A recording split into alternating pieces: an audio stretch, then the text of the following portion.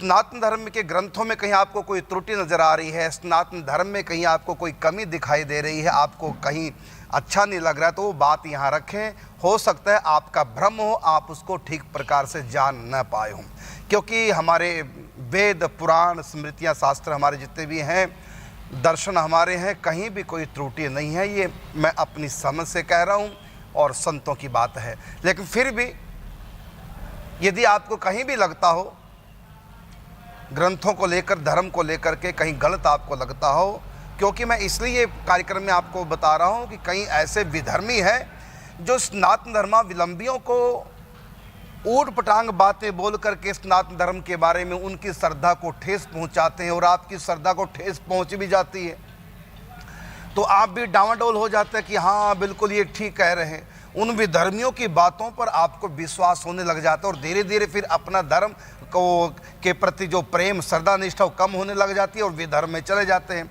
और the Kerala story में ही तो दिखाया गया है। इसलिए मैंने सोचा कि आपके साथ ऐसा एक्सीडेंट ना हो, हमारी माँ बहन बेटियों के साथ ऐसा ना हो, और हमारे बच्चों के साथ युवाओं के साथ ऐसा ना हो।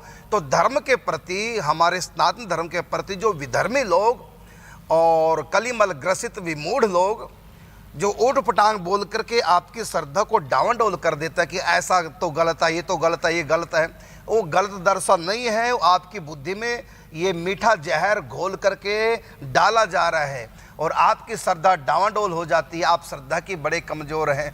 इसलिए मैं कहना चाहूँगा, कोई बात सनातन धर्म की जो आपको धर्म के विरुद्ध लगती है, मानवता के विरुद्ध लगती है, कोई भी बात ऐसी सनातन धर्म की जो आपको गलत लग रही है, शास्त्र की बात, धर्म की बात, नाम को लेकर, आत्मा परमात्मा को लेकर, सृष्टि को लेकर कहीं भी हमारे ग्रंथों में कुछ लिखा है, यदि आपको लगता है गलत है तो आप इस कार्यक्रम से जुड़ करके अपनी शंका का समाधान प्राप्त कर सकते हैं। टीवी के नीचे स्क्रोल में नंबर फ्लैश हो रहे हैं, ये नंबर व्हाट्सएप नंबर है। आप अपने प्रश्न को सेंड कर सकते हैं व्हाट्सएप नंबरों पर और फिर आपका प्रश्न हमारे पास पहुंचेगा। हम सम्यक प्रकार से उनकी समालोचना करेंगे और आपकी शंका का समाधान करेंगे। सच तो ये है, हमारे ग्रंथ कहीं भी कोई त्रुटि नहीं है, बिल्कुल एकदम ठीक है। फिर भी आपको यदि गलत लगता हो कहीं से तो आप इस कार्यक्रम में अपना प्रश्न रख सकते हैं, आपके प्रश्न का उत्तर आपको प्राप्त होगा। तो आज का हम प्रश्न लेते हैं, शंका है शास्त्रों को लेकर एक मन में लोगों की कि एक ही घटना को अनेक अलग अलग शास्त्रों में अलग अलग प्रकार से बताई गई है। उदाहरण के रूप में जैसे कहा कि पूर्व जन्म में रावण कौन था, तो बताया हिरण्याक्ष और हिरण्याकश्यपु, और उससे पहले जन्म में जय विजय नाम के पार्षद, वही दूसरे जन्म में रावण कुंभकर्ण बनते हैं। और एक जगह हमारे ही शास्त्रों में ये भी लिखा हुआ है कि प्रताप भानु नाम का राजा, वो अगले जन्म में रावण बनता है, और उनका जो भाई था अरिमर्दन, वो कुंभकर्ण बनता है। धर्म रुचि नाम का उनका मंत्री, वो विभीषण बनता है। और ऐसा भी लिखा हुआ है हमारे ग्रंथों में कि वृंदा का पति जलंधर, वो अगले जन्म में रावण बनता है। ऐसा भी लिखा हुआ है कि देवऋषि नारद जी के श्राप से शंकर जी के 2 गण, वो रावण कुंभकर्ण बनते हैं। ऐसा भी लिखा हुआ रामायण में कि कश्यप महाराज दशरथ अगले जन्म में, अदिति कौशल्या बनती है अगले जन्म में। तो कौशल्या महाराज दशरथ कौन है पूर्व जन्म में? अदिति कश्यप। और ये भी लिखा हुआ है कि मनु शत्रुपा कौशल्या दशरथ बनते हैं। अब ये जो बातें लिखी, इसमें शंका सहज ही हो जाते हैं लोगों को जो धर्म के तत्वों को नहीं जानते। और विधर्मी लोग ये बोल बोल करके आपकी श्रद्धा को खत्म कर देते हैं कि देखो गलत लिखा मनगढ़ंत। आज इसी पे हम चर्चा करेंगे। यद्यपि हमारे पास प्रश्न और भी हैं, लेकिन आज इसी बात पे चर्चा करेंगे। तो मैं पहला प्रश्न करता हूँ राधा शरण जी से कि लिखा है कि रावण कुंभकर्ण पूर्व जन्म में, प्रताप भानु राजा अरिमर्दन, एक जगह लिखा कि जय विजय थे पूर्व जन्म में, एक जगह ऐसा भी लिखा हुआ है कि वृंदा का पति जलंधर, एक जगह लिखा हुआ है कि नारद जी के श्राप से शंकर जी के 2 गुण रावण कुंभकर्ण बने। तो रावण तो एक ही था और पूर्वजन्म में इतने ये क्या इसका अर्थ होगा। और ये सब लिखा हुआ है और ये सारे सत्य भी है, झूठ नहीं है। तो ये झूठ तो है नहीं, सत्य है। तो सत्य कैसे? एक व्यक्ति पूर्वजन्म में ये था, वो था, वो था, तो इतने कैसे हो गए? सर्वप्रथम पूज्य श्री महाराज जी के चरणों में साष्टांग दंडवत प्रणाम, साथ ही सभी वैष्णव वृंदों को भी दंडवत प्रणाम। महाराज श्री, जहाँ गोस्वामी जी ने रावण के अनेक रूपों की चर्चा की है, पूर्व जन्म के, और उनके माता पिताओं की भी चर्चा की है, तो साथ ही ये सब लिख दिया आपने, तो व्याख्या कर ही दी सबकी। तो अंत में सबका रहस्य खोलते हैं एक चौपाई में, कहते हैं कल्प भेद हरि चरित्र सुखाए। कहते हैं ये सब जो है ये कल्पों के भेद से ऐसा है, यानी कि जैसे ठाकुर, जैसे ब्रह्मांड है, अनेकानेक ब्रह्मांड है, ठीक है, अनेकानेक ब्रह्मांड है, और प्रत्येक ब्रह्मांड में 1000 चतुर्युग के बाद प्रलय और उत्पत्ति, क्या सृष्टि होती रहती है, प्रलय और संहार सृष्टि होती रहती है। बिल्कुल। तो एक बार, एक प्रलय में, यानी एक कल्प में हर बार ठाकुर जी अवतार लेते हैं। एक कल्प में एक बार राम, एक बार मैंने एक कल्प की में 17 मैंने 14 मनवंतर होते हैं जी, और 14 मनवंतर में एक और एक मनवंतर में 71 चतुर्युगी और कुछ आगे युग। जी जी। इस प्रकार महाराज श्री कुछ अवतार तो ठाकुर जी के हैं जो प्रत्येक युग में होते हैं, जैसे प्रति द्वापर युग में वेद व्यास जी आएंगे, प्रति कलयुग के बाद में कल की अवतार होगा, लेकिन रामकृष्ण हर द्वापर त्रेता युग में नहीं आएंगे। वो क्या बात है? कल्प में एक बार आएंगे, और ये 7वें मनवंतर के 28वें चतुर्युगी में आते हैं। 28वें चतुर्युगी के द्वापर और त्रेता युग में, त्रेता युग में राम जी और द्वापर कृष्ण। तो ये 7वें मनवंतर के 28वें त्रेता युग में राम जी आते हैं। तो राम जी कितनी बार आए? एक ही बार तो आए 9 लाख साल पहले, इससे पहले भी आए क्या? जी वही बात है। अब महाराज श्री कोई ठाकुर जी के, तभी तो कहा है ना, हरि अनंत हरि कथा अनंता, क्योंकि केवल एक ब्रह्मा जी का देखा जाए तो केवल एक ब्रह्मा जी के जीवन काल में 36,000 बार स्वयं ठाकुर जी आ जाते हैं, क्योंकि ब्रह्मा जी के एक दिन में एक कल्प होता है। तो उनकी पूरी आयु में 36,000 दिन है, 36,000 तो 36,000 बार प्रलय होगी, प्रलय, और 36,000 बार सृष्टि होगी। और हर कल्प में रामकृष्ण आएंगे 7वें मनवंतर के 28वें त्रेता द्वापर युग में। तो ब्रह्मा जी की पूरी आयु में 36,000 बार राम अवतार और कृष्ण अवतार होगा, है ना। और अब 7वें मनवंतर का 28वां द्वापर युग, जैसे अभी कृष्ण अवतार हुआ।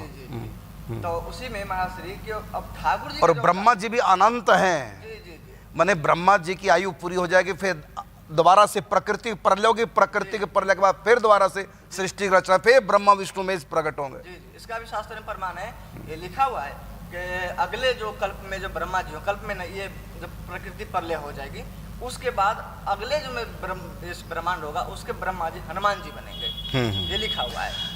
एक होता है प्रलय, एक होता है महाप्रलय, एक होता है प्राकृतिक प्रलय, एक होता है आत्यंतिक प्रलय।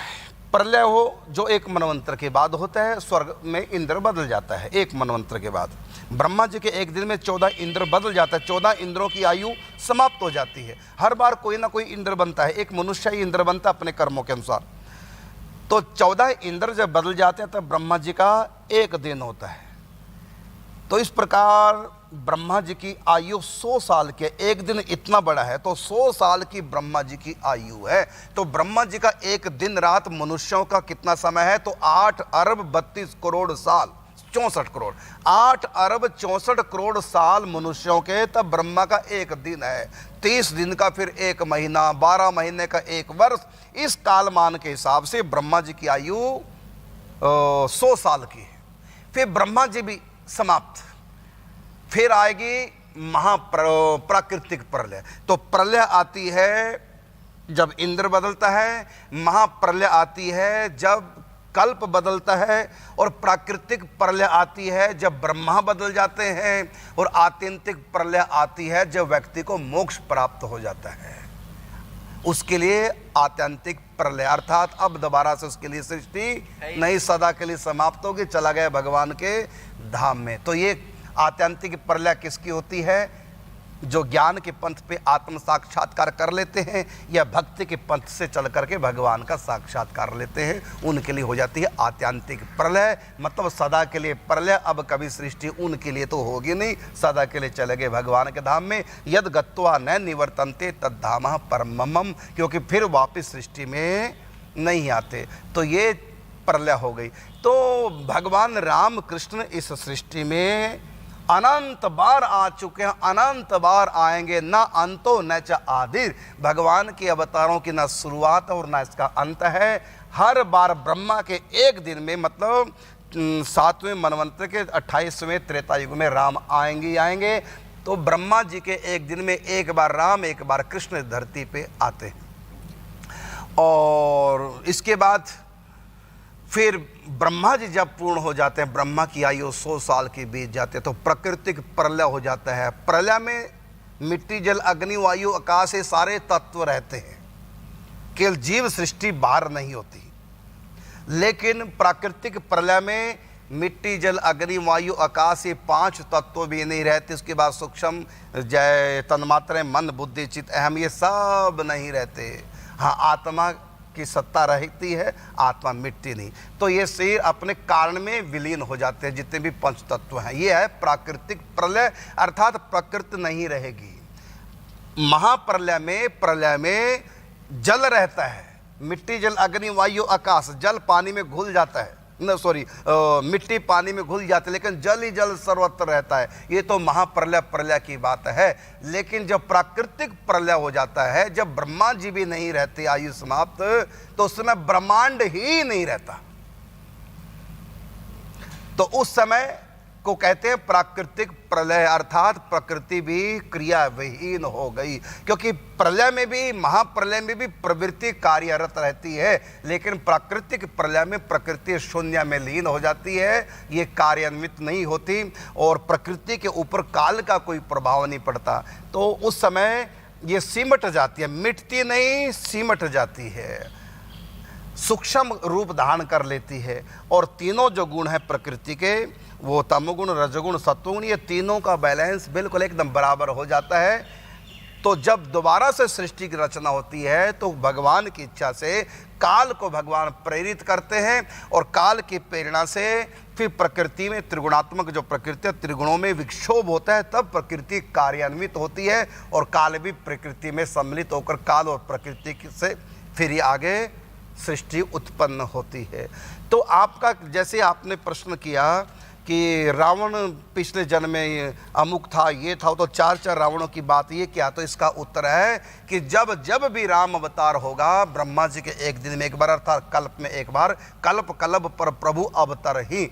तो हर कल्प में राम आएंगे तो रावण भी होगा। राम तो हर बार वही आएंगे, लेकिन रावण बदलता रहता है। कभी कोई रावण बनता है, कभी कोई रावण बनता है, कभी कोई रावण बनता है। तो तुलसीदास जी बालकांड में 4 रावणों की कथा कह रहे हैं, लेकिन रावण 4 नहीं, इतने रावण हो चुके हैं अब तक सृष्टि में, इतने अवतार हो चुके हैं कि धूल कणों की शायद कोई गणना कर ले, तारों की शायद कोई गणना कर ले, लेकिन रावणों की, रामों की गणना नहीं कर सकता। लेकिन राम फिर भी एक है, लेकिन रावण अनेक है। राम तो हर बार वही आएंगे साकेत से, लेकिन रावण, एक बार रावण शिशुपाल दंतवक्र रावण कुंभकर्ण बने, एक बार प्रताप भानु नाम का राजा रावण बना, तो एक बार रावण शंकर जी के 2 गण नारद जी के श्राप से रावण कुंभकर्ण बनता है, एक बार वृंदा का पति जलंधर रावण बनता है। तो इस प्रकार अनेक रावणों की कथा हमारे शास्त्रों में आते हैं। तो रावण एक नहीं है। हाँ, रावण का जो पात्र है वो, जैसे आपके यहाँ रामलीला होती है नवरात्रों में, तो रावण तो हर बार बनेगा, राम भी हर बार बनेगा, लेकिन कभी कोई रावण बनता है, कभी कोई रावण बनता है। एक कहता है कि पहले मैं रावण बनता था, अब मैं बुढ़ा हो गया, मेरा बेटा बनता है रावण, एक ने मुझको कहा, है ना। तो रावण तो हर बार बनेगा, लेकिन कभी कोई रोल करेगा रावण का, कभी कोई रोल। इसी प्रकार एक कल्प में जब राम का अवतार होता है, तो राम तो वही होते हैं, वो कोई दूसरा नहीं बन सकता, क्योंकि भगवान के समान कोई दूसरा हो नहीं सकता।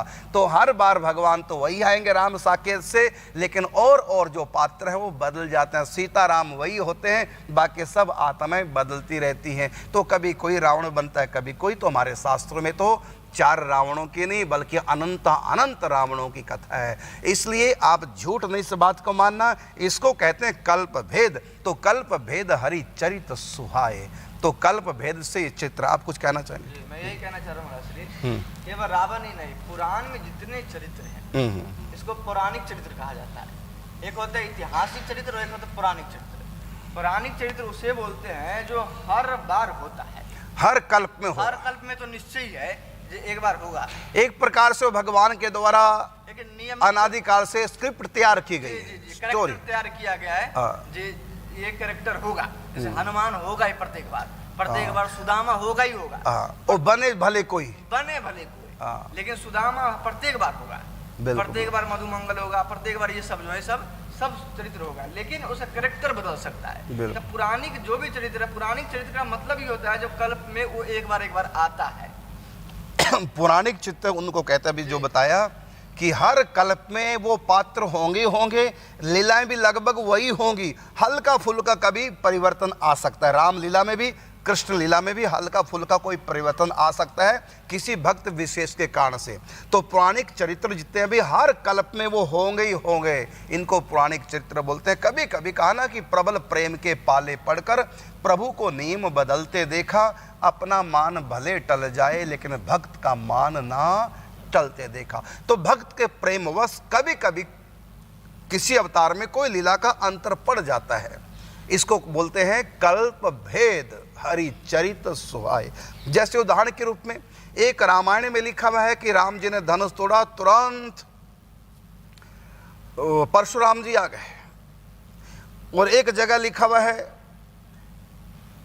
कि राम जी ने धनुष तोड़ा, उसके बाद फिर पत्र पहुंचा अयोध्या जनकपुर से, फिर बारात लेकर गए, फिर चारों राजकुमारों का विवाह होता है, चारों राजकुमारियों के साथ।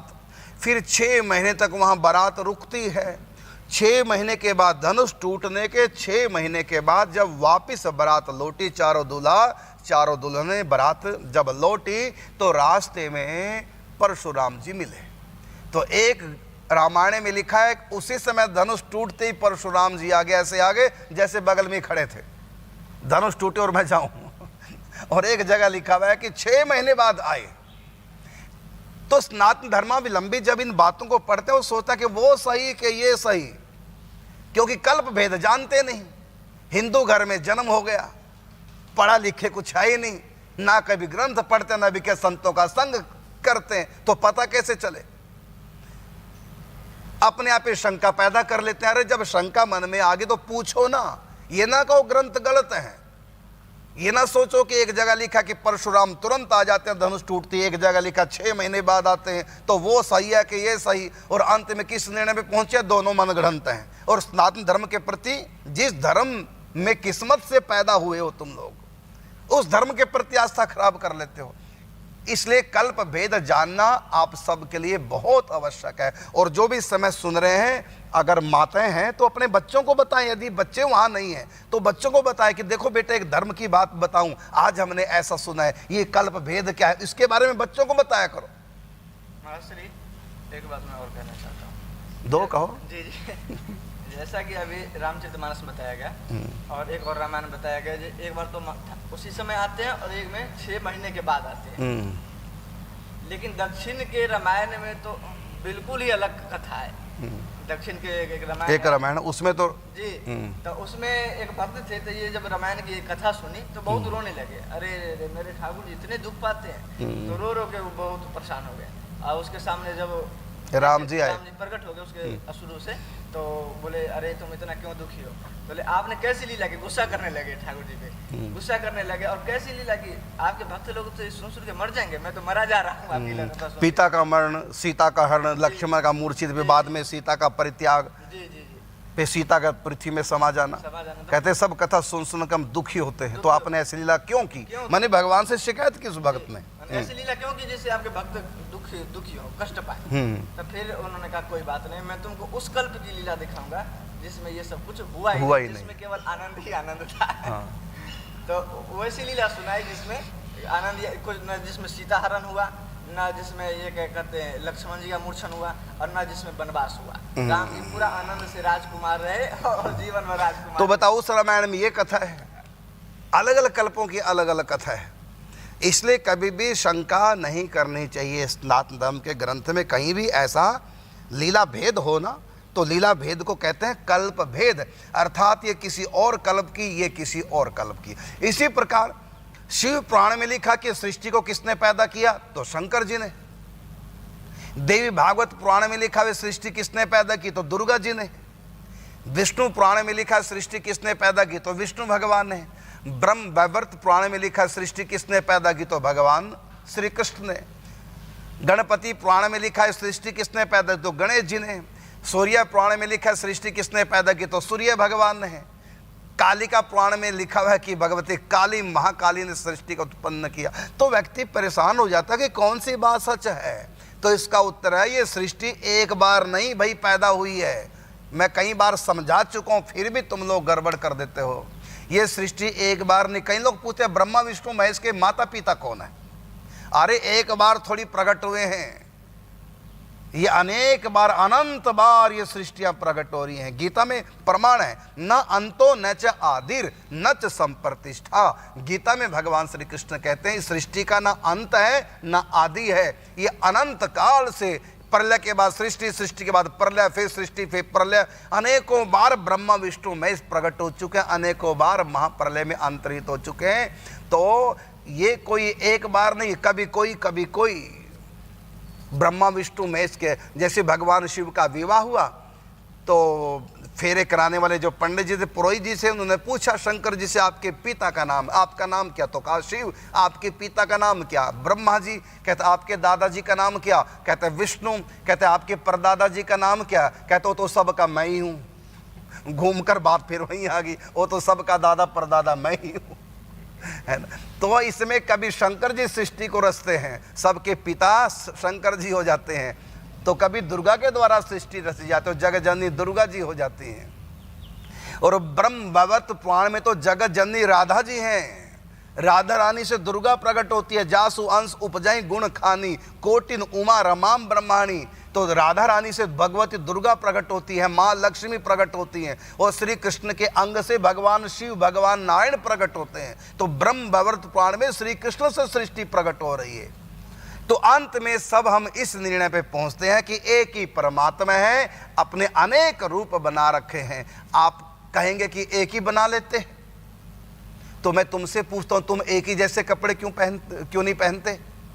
माते कभी साड़ी लगाते हैं, कभी सूट में, तो शादी होगी तो लहंगा। ये रूप रंग क्यों बदलती रहती हैं, आप लोग क्यों बदलते रहते हैं। पहले पैंट शर्ट में थे, अब देखो सब संत बाबा जी बन गए, अब दूसरे भेष में आ गए, तिलक चंदन लगाने लगे।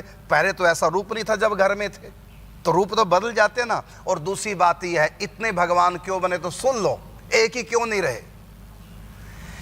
एक पुरुष है, उसकी पत्नी कहती है मैं अपने पति से मिलना चाहती हूँ। उसी समय बहन भी कहते हैं मैं भी अपने भाई से मिलना चाहता हूँ। उसकी कोई बहन भी है, उसका कोई बेटा भी है, बेटा कहता है मैं अभी पापा से मिलना चाहता हूँ। उसकी कोई माँ भी है, माँ कहते मैं भी अभी मिलना चाहती हूँ। और कहाँ मिलना चाहती हूँ, अपने कमरे में अलग से कुछ बात करना चाहती हूँ। तो पत्नी भी कहते मैं भी इसी समय बात करना चाहती हूँ अपने पति से। और उसकी माँ कहती है कि मैं अपने बेटे से अभी बात करना चाहती हूँ। उसी की पत्नी कहते हो, बेटी कहते मैं भी पापा से अलग से बात करना चाहती हूँ। अब बताइए, एक व्यक्ति अपनी बेटी से, पत्नी से, माँ से, भाई से, पिता से अलग अलग कमरों में एक ही समय में क्या बात कर सकता है? क्या वो सबकी इच्छा पूरी कर सकता है एक ही समय में? नहीं कर सकता, क्योंकि मनुष्य की सीमा है शक्ति की, वो इतने रूप धारण नहीं कर सकता। लेकिन यही बात परमात्मा को लेकर हो जाए, हम इसी समय भगवान के दर्शन करना चाहते हैं और पुत्र रूप में चाहते हैं, कोई कहता मित्र रूप में इसी समय चाहते हैं, कोई कहता भाई के रूप में इसी समय चाहते हैं, तो परमात्मा अनेक रूप धारण कर लेंगे। यशोदा के लिए छोटे से बन जाएंगे, गोपियों के लिए युवा बन जाएंगे।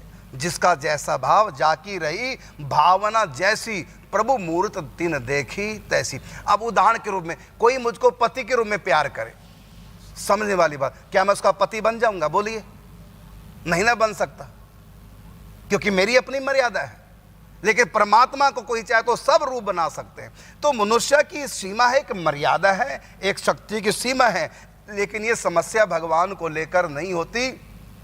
भगवान के प्रति जो जैसा भाव चाहे रख सकता है। और जाकी रही भावना जैसी और प्रभु मूर्त तीन देखी तैसी, तो भाव के अनुसार भगवान बन जाते हैं। तो इस प्रकार परमात्मा के अनेक रूप हैं। अनेक रूप तो मैं भी धारण करना चाहता हूं, लेकिन मेरी इतनी शक्ति नहीं, मैं मनुष्य शरीर की मर्यादा में बंधा हुआ हूं। अब देखो, गोवर्धन में हॉस्पिटल है, वहां भी मेरी आवश्यकता है, यहाँ भी 108 कुटियों में मेरी आवश्यकता है। अब 108 कुटियाँ वृंदावन में बनाना चाहते हैं, वहाँ भी मेरी आवश्यकता पड़ेगी। बताइए, करुणदास 3 है कि 1 है? 1 है। इसलिए यदि मैं यहाँ हूँ तो आश्रम वाले प्रतीक्षा करते रहेंगे गोवर्धन में, यदि मैं गोवर्धन हूँ तो यहाँ वाले प्रतीक्षा करते हैं फ़ोन करके, महाराज आ जाओ आ जाओ।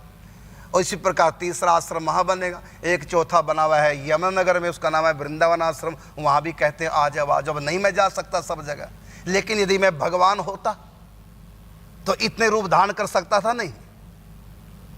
तो ये परमात्मा है, इसलिए अनेक है। एक तो हम तुम भी हैं, इसमें क्या भगवत्ता है? भगवत्ता तो इसी में है कि भगवान अनेक है, एक ही तत्व अनेक रूप में, यही उनकी भगवत्ता। लीलाधर की लीला न्यारी, ऐसे रास रचैया, जितनी गोपियां उतने उनके संग में नाचे कन्हैया। और कन्हैया एक ही जैसे नहीं थे, जो गोपी जितनी हाइट की थी वहां कृष्ण भी उतने हाइट के हैं। जो गोपी जिस ढंग से नाच रही थी, कृष्ण भी उसी ढंग से नृत्य कर रहे थे। जिस गोपी को जिस भी रूप में कृष्ण प्रिय थे, उसी रूप को कृष्ण ने धारण कर रखा था। तो वहां जितने भी कृष्ण थे, कोई भी एक जैसे नहीं, एक दूसरे से मेल नहीं खाते, अलग अलग ढंग के, अलग अलग कृष्णों के स्वभाव हैं। रुक्मिणी के जो कृष्ण हैं वो थोड़ा ऑर्डर देने वाले हैं, और सत्यभामा के कृष्ण हैं वो थोड़ा सा प्यार करने वाले हैं और थोड़ा झुक करके रहते हैं, क्योंकि सत्यभामा थोड़ा सा रहती है, थोड़ा सा ऐठ में, तो वहाँ भगवान थोड़े से दीन बन जाते हैं और उनकी हर इच्छा पूरी करते हैं। लेकिन रुक्मिणी के यहाँ ऐसे नहीं, रुक्मिणी के यहाँ उल्टा है। रुक्मिणी श्री कृष्ण की हर इच्छा पूर्ण करती है और श्री कृष्ण सत्यभामा की हर इच्छा, उल्टा दोनों में है। तो वहाँ ठाकुर जी का स्वभाव कैसा है? वहाँ आज्ञा करते हैं, रुक्मिणी पालन करती है, और यहाँ आज्ञा नहीं करते। यहाँ तो सत्यभामा कहते हैं मेरे लिए ये लाओ कल वृक्ष उखाड़ करके, तो श्री कृष्ण कहते हैं बिल्कुल वैसी होगा, चलो साथ में। तो देखो, दो पत्नियां अलग अलग स्वभाव की, तो वहाँ श्री कृष्ण के भी दोनों जगह अलग अलग स्वभाव हो गए। तो परमात्मा के रूप रंग सब जाकी रही भावना जैसी, इसलिए इतने भगवान के रूप हैं। मैं एक रूप से हजारों के साथ नाच लूं, ये मेरी कौन सी भगवत्ता है? ये तो कोई भी नाच लेगा, लेकिन हजारों के साथ हजारों रूप धारण करके अलग अलग यदि नाच रहा हूं, तभी समझो कि मैं भगवान, यही मेरी भगवत्ता। तो श्री कृष्ण परमात्मा यदि एक होते तो कह देते कि भगवान है ही नहीं, लेकिन यहाँ भगवान अनेक बन गए, इसलिए भगवत्ता सिद्ध होगी कि ये इंसान नहीं, ये भगवान है। तो भगवान के इतने रूप क्यों? क्योंकि भावनाएं इतनी हैं, जाकी रही भावना जैसी, इसलिए हमारे यहाँ इतने परमात्मा के स्वरूप हैं। किसी भी रूप में कोई भगवान को पसंद करता है, उसी रूप में भगवान आ जाते हैं। तो ये आपके प्रश्न का दूसरा उत्तर हुआ कि ये जो इतने रूप हैं भगवान के, सब ही एक ही परमात्मा के। हम लोग एक ईश्वरवाद में विश्वास रखते हैं, ईश्वर एक है, 2 4 नहीं। यो वै विष्णु स वै रुद्रो यो रुद्रा सा पितामह, एको मूर्ति, अर्थात एक ही परमात्मा। स्त्रियो देवा रूप 3 धारण कर रखे, इसी प्रकार भगवान ने अनंत रूप धारण करके